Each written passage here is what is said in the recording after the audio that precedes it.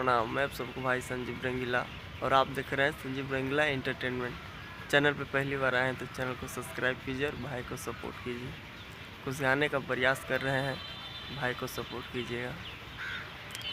हाँ, जा जईबू त जाए सनम, देख के जिंदगी भर खातिर जखम।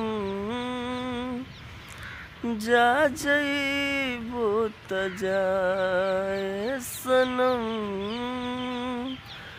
देख के जिंदगी भर खातिर जखम।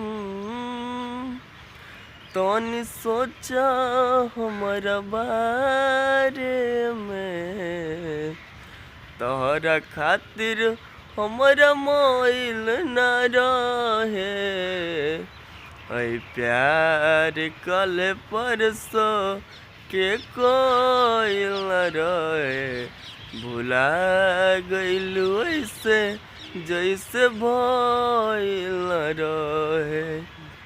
ऐ प्यार कल परसों के कोइल न रहे।